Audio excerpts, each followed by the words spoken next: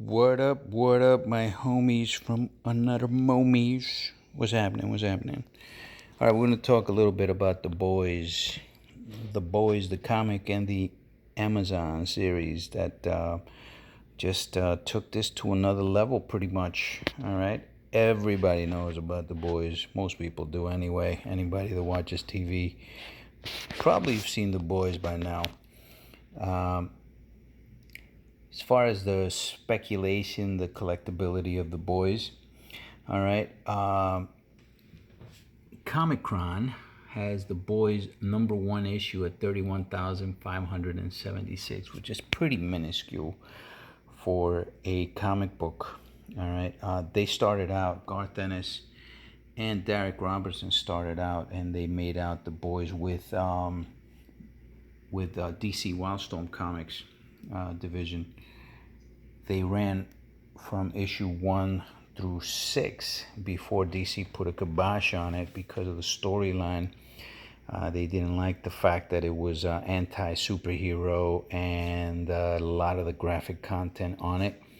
But they allowed Ennis and Robertson to keep their intellectual property, which they did, and they took it over to Dynamite. The last issue with DC was in January of 2007. Then they started out in Dynamite in May of 2007. As far as 9.8s, we're going to talk mainly about 9.8s as far as the spec market goes.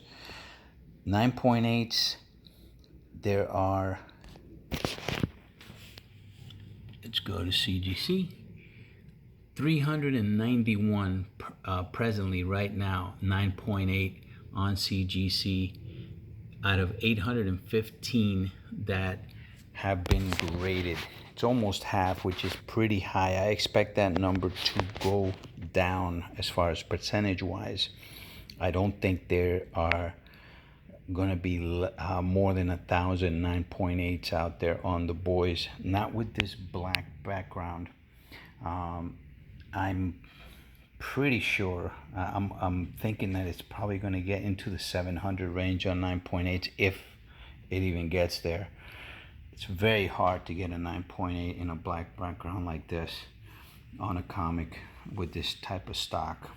All right, so I think collectability will be there for The Boys. Issue #1 has the first appearance of Butcher, Terror, and Huey. Two of the biggest characters, obviously, are Huey and the Butcher. The Butcher being the guy that reminds you pretty much of the Punisher, probably what the Punisher should have been. Garth Ennis made the Punisher what he is. Punisher would not be the Punisher right now if it wasn't for that man right there. All right, he gave him character, and you have the product that is the Punisher in this guy right there. All right, Butcher, I think, is what Ennis's version of the Punisher. Issue #2. It went down from 31,500 to around 26,000 and change for issue #2, which has Mother's Milk, the female, and Frenchie as first appearances. And as far as value right now, it's holding pretty decent value in a 9.8, probably around 120 to 125 value in a 9.8. This one is holding steady at 350, which is actually really good, especially since the show has only been out 6 months.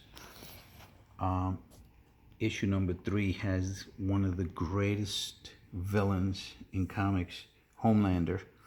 Anthony Stark just was the perfect Homelander, right? And it's the first appearance of the Seven as well. But what a great character.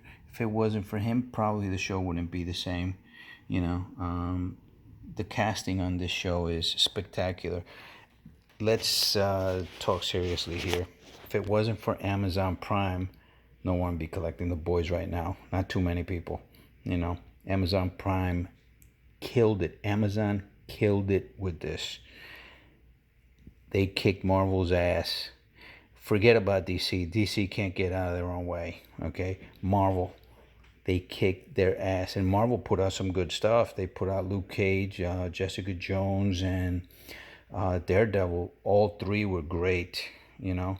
But this is on a different level, and that is, you know. The only other thing that I can compare to this, as far as like entertainment value, is probably The Witcher on Netflix, you know. But this right here just kicks ass, you know. So Ennis and Robertson, they only took the boys from issue number 7 to 70 to issue number 72, and they put somewhat definitive end, as definitive as it could be in comics. I do think that the boys are probably going to surface somewhere, you know, because it's just too good of a product, you know. They're two great characters, too good of a storyline to just end it like that. Even if it's not Ennis, I'm pretty sure they'll pick somebody that can do it justice. But I can't see the boys not resurfacing somewhere at some time later, you know. Issue number 7 is pretty significant as well. It has 3 major appearances. When they went to Dynamite, I guess they wanted to kick Dynamite off with a bang, and they did. So in issue number 7, you're going to meet this guy right there. His name is The Legend. I don't know if he's going to look like this in comics or not. But he might not look like this, but it doesn't matter as long as they get the character right, as depiction of the character right, not what he looks like, because Huey doesn't really look like that anyway, and Huey kills it in the series, you know. But that's a major character. Another major character is Tech Knight. That's the first appearance of Tech Knight. By the way, this is this issue number 7. There were 2 different covers for issue number 7. They printed a little bit over 31,000 in issue number 7. And then there's a black and white variant on issue number 7 that is only around 2,600 issues on that. It's not even a variant. It's a second print. All right. 2,600 and change that they made of that second print, but it's black and white. The other major character that they had here is Stormfront, which you've seen in the trailer already. Stormfront's a female in the show, in the Amazon show, but I think she's gonna be great as Stormfront. I really don't care whether it's a female or a male, as long as, you know, when you talk about comics and movies or shows, they always change something, you know. As long as they keep pretty much everything else in the characters' depictions pretty much what they are, which they have with every single character, by the way. I'm okay with it. I actually like the show a lot better than the than the comic, in a way, because I can watch it with my kids, you know, which, and they're both over 18. So, but I'm just loving this show, man. Loving it. Collectability, will it last? You know what? When you're a collector, collect what you like. Always collect what you like. I have multiple copies because I do plan on selling some, but I will be keeping some without a doubt, you know. But collect what you like, and you won't be disappointed. If you start speculating too much and you start buying issues that you don't even know what they are, you know, don't do that. You're gonna end up losing money if you do. If you're doing it for that, but if you're doing it for love, you know what? Do it.